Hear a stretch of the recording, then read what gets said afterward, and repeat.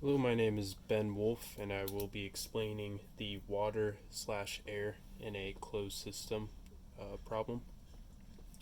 So first I'm going to write the diagram of this problem, and it's going to be a 2D model of what a 3D model should be, but it's going to be a container that is closed at the top, initially at 1 bar of pressure, which is going to be 10 to the 5th pascals, and then the pressure is increased to 2 bars at 2 times 10 to the 5th pascals. Now I'm going to write down the knowns and what we have to find. So the knowns are that there are 0.3 moles of water vapor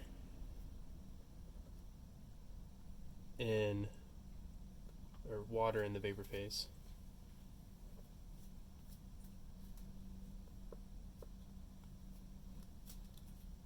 The initial temperature is just going to be atmospheric temperature, so it's going to be 25 degrees Celsius, or 298.15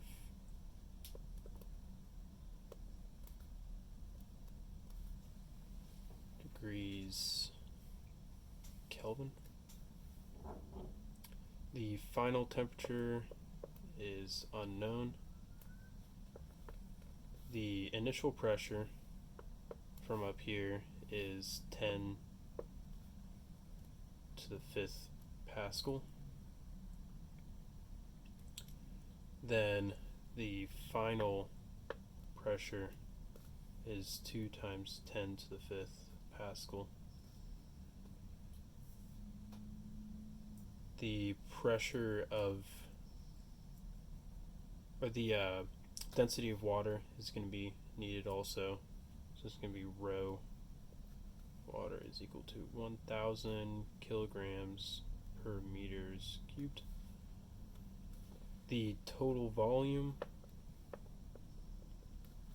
is going to equal around 0.01 meters cubed, which is just going to be assumed to be 10 liters at the start, and 10 liters to meters cubed is multiplied or divided by 1,000, so it equals 0.01 meters cubed. The R value is equal to 8.314 meters cubed pascals over moles times Kelvin. And then lastly, there is the mass of water which is in the system is 1 kilogram. So now for the equations that are known and unknown. So we know that the volume total is equal to the volume of the vapor pressure, or of volume of the vapor plus the volume of the water, liquid water. So that's the first equation. Volume total is equal to volume liquid plus volume of vapor. We know the volume total is 0.01 meters cubed. However, we don't know the volume of the vapor, but we can calculate volume of the liquid by taking the mass of the liquid and dividing it by the density of the liquid. So 1 kilogram divided by 1,000 kilograms per meters cubed, which would come out to 0.001 meters cubed. That's the amount of water in the liquid phase. So rearranging this equation, we can find the volume of the vapor is equal to volume total minus the volume of the liquid, which is 0.01 meters cubed minus 0.001 meters cubed is equal to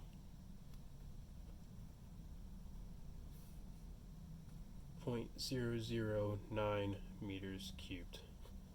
That's the volume of the vapor. The second equation that is going to be in the final stage, since we don't know the volume, we have to calculate what the pressure is, and so for the equation for that, we know that the partial pressures add up in the equation. So P total is equal to the partial pressure of air plus the partial pressure of, or the saturated partial pressure of water. So that's just be P water at the temperature final. So in order to calculate for P of air, we have the equation P of air is equal to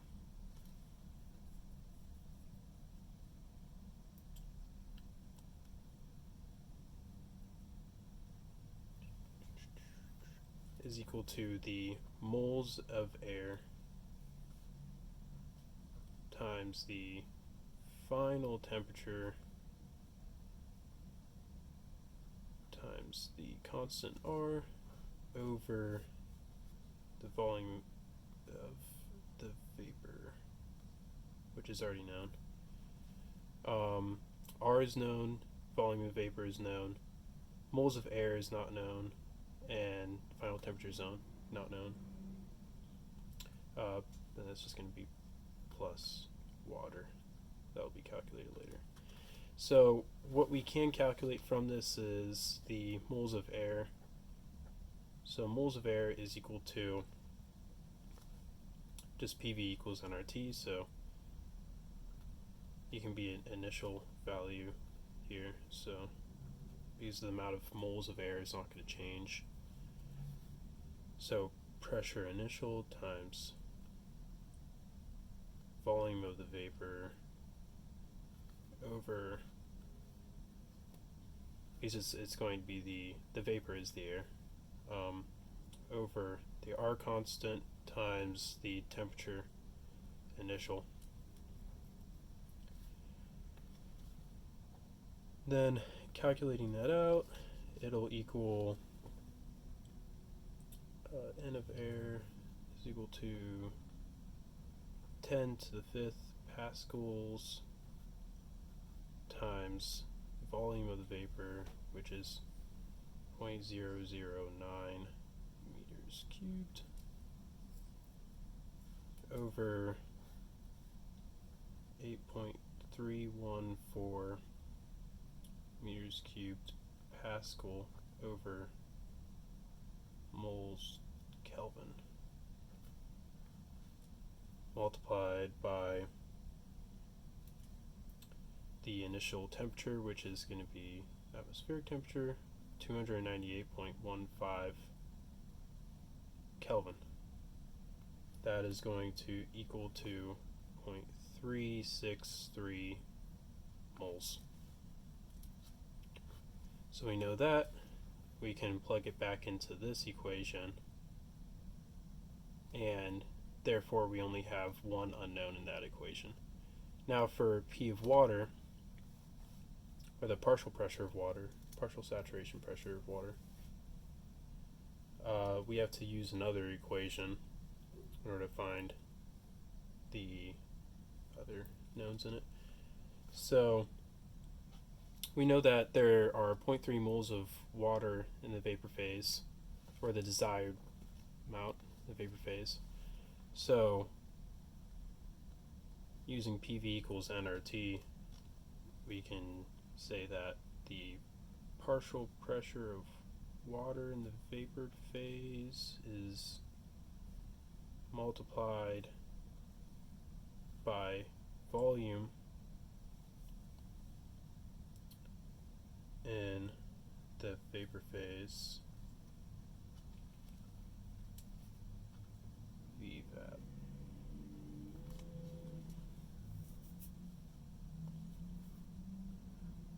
over R times T. And have to rearrange that so that T is the only unknown in the equation, because you only want one unknown in the equation, not both unknowns, because we can substitute partial pressure of water in if we rearrange it. So is going to be 0.3 moles times R times T over volume of vapor is equal to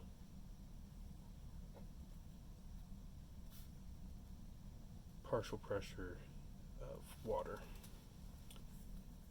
So now we have those two equations, and we can substitute all of them in. We have to rewrite this equation except with all the known data. It's going to be the final equation. So pressure of air, which is going to equal to the final pressure, is going to be 2 times 10 to the 5th bars, or 2 times 10 to the 5th pascals, is equal to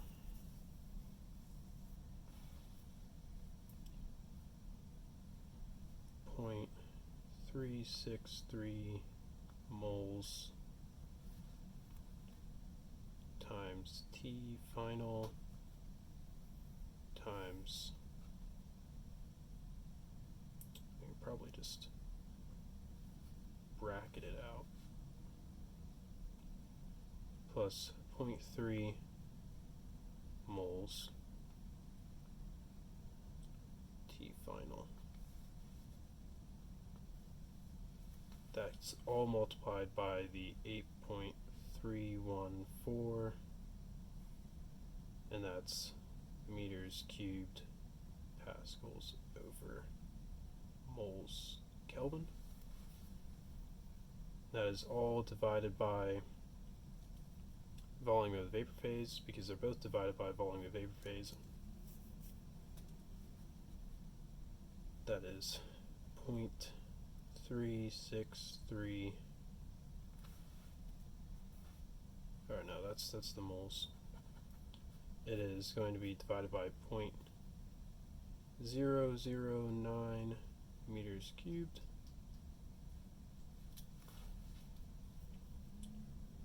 So T, if it is rearranged and grouped together, is equal to 326.55 Kelvin.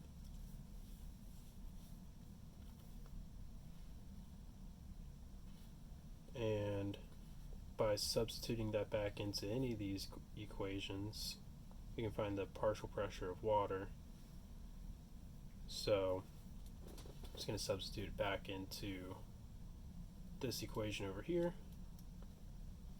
and that will equal 0.3 moles, I'll arrow it down here, 0.3 moles times 8.314 cubed pascals over moles Kelvin times the temperature, 326.55 Kelvin,